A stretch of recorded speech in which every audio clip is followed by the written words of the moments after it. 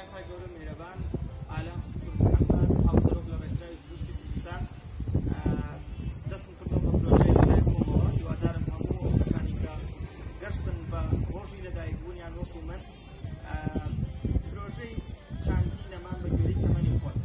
ئەمە وە ئەکا کە ساڵانە ژمارەیەکی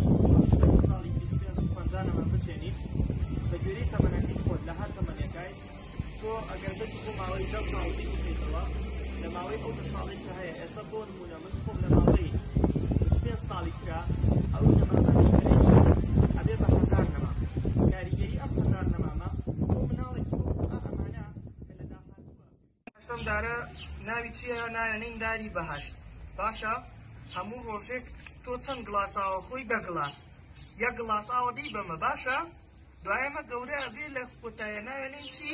ناویداری بەهەشت باشە یەڵە دەیسە پێکەوە ئەیچێنین باشە